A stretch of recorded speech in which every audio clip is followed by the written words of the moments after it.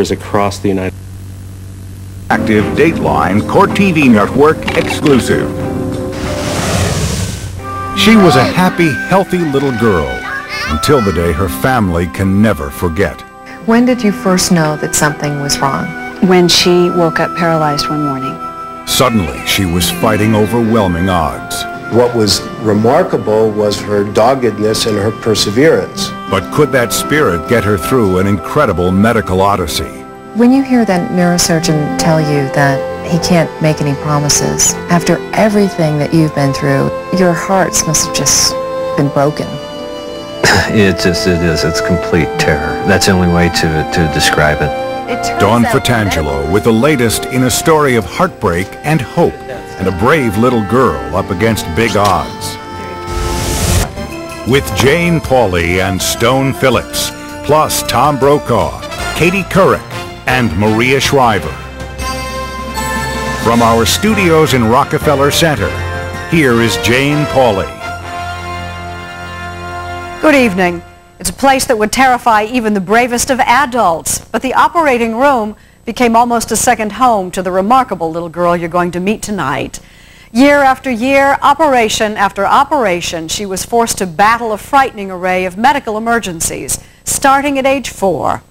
And she did it with courage, determination, and the love of her family. But would that be enough? Tonight, the latest in a story we first brought you just over 2 years ago. Here's Dawn Fratangelo.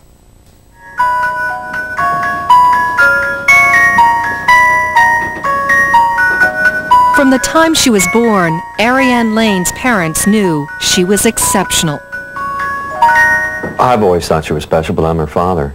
She has a strength inside of her that she was just born with. It's always there, no matter what she's going through. Her inner strength shines through. Little Arianne would need that strength for an exhausting battle, one that will make you wonder how much one child can endure and reveal how an indomitable spirit can make you stronger than you feel. She was a happy, seemingly healthy 4-year-old the day her proud parents took her to this swim class in Pueblo, Colorado in 1994. But the next day, without any warning, Arianne's life would drastically change. When did you first know that something was wrong? When she woke up paralyzed one morning. And we started calling the doctor immediately and got her in to the neurologist that day. Jerry and Matt Lane got the news hours later. Doctors discovered a tumor. It was pressing on Arianne's spinal cord, just inches below her brain. They tried to prepare us for the worst. What did they say to you? This is a very high-grade tumor, and it is a very deadly tumor. But they would find strength from an unlikely source, from a person who should have been most afraid. She believed that she was going to be okay at that point. How could you be weak when she never was? In a high-risk, delicate operation, doctors removed the cancerous tumor, but months of chemotherapy lay ahead. After losing her hair, she might have looked different than her friends, but Arianne didn't let her illness slow her down. Her parents followed her lead and tried to treat her like any other 5-year-old. So after the first surgery, you were confident that they got all the cancer, everything's going to be fine. We dodged a big bullet. Right. But during a trip to Disney World, the possibility of a happy ending faded in one day. She started getting feverish and cranky, but still wanting to go on. By that night, she couldn't stand by herself. 8 months after she was first diagnosed with cancer, doctors found a second tumor. But this time, it was inoperable, and Arianne was given only a 5% chance to live. How do you go on when you are faced with those kinds of statistics, those kinds of chances? But you have hope, and we knew there were some things left that had not been done. But the radiation doctors used to fight her second attack of cancer was too much for her. The little girl who had previously refused to give up did. She just burst into tears and started screaming, "I want to die. I just want to die." We talked through that as to, you know, if you go, we're not coming.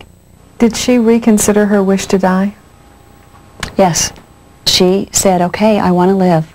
I will talk to God tonight and tell him, I do want to live. And the next day, it was like a different child.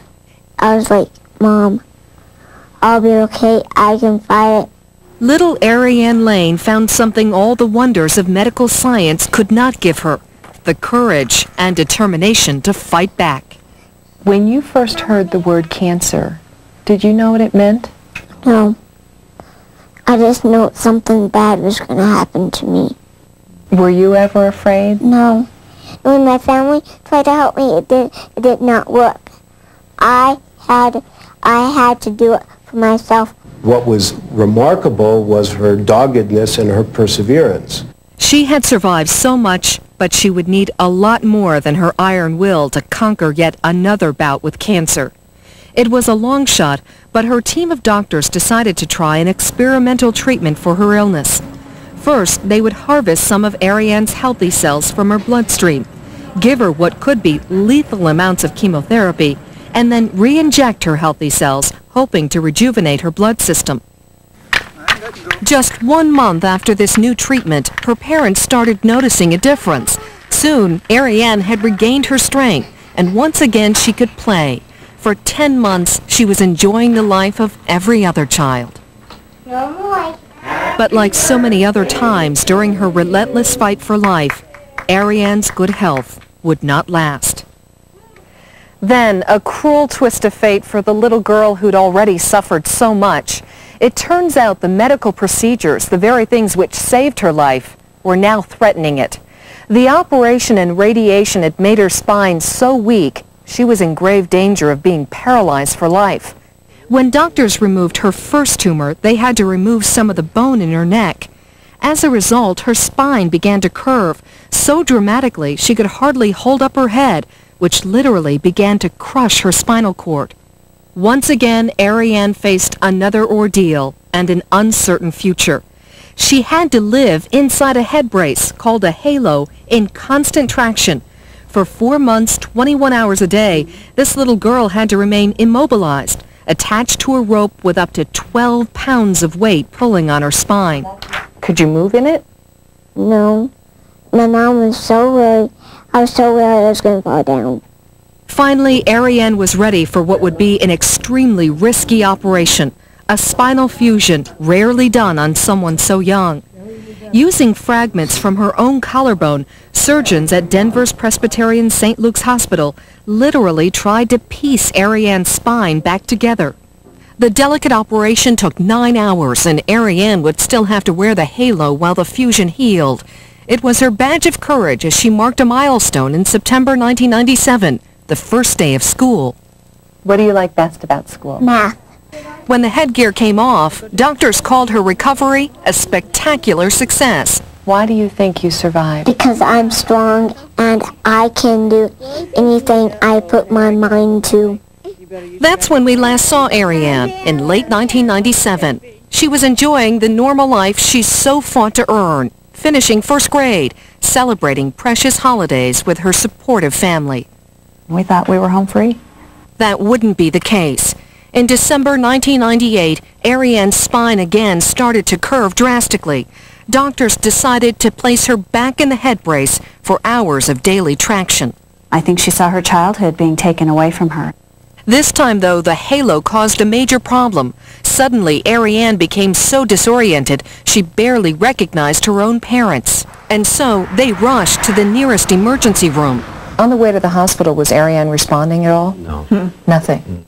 Dr. Lindsay Lilly was the neurosurgeon on call that night. A CAT scan showed a titanium pin from Arianne's halo had fractured her skull and caused a life-threatening blood clot near her brain. I think she was within a few hours of death. Dr. Lilly was able to remove the blood clot pressing on Arianne's brain. As soon as she was stabilized, she was flown to a Denver hospital where she'd been treated for years. Still, they had no idea what the next morning would bring. Would Arianne survive? Would she be the same?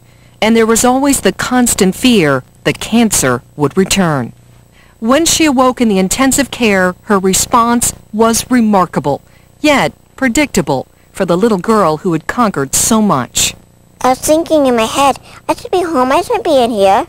She had no idea what had happened. Her parents had to explain how close she had come to dying.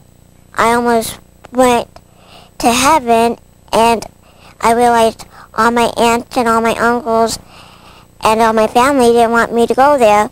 So they're asking God to let me stay here, and that's what God let me do. Arianne had triumphed once again, and in June 1999 at her annual checkup, the medical news was almost too good to be true. I looked up to her parents and I said, you know, it's been 5 years almost since her diagnosis, and I think Arianne is cured of her cancer. You're cured? Yes. What was that like when you heard that? I've been through so many steps through my life. One more step to not worry about. That's really nice. If you hold the thread. Oh, thanks. And cut Her it. life without cancer does have limitations. Her medical treatment has left her with learning disabilities.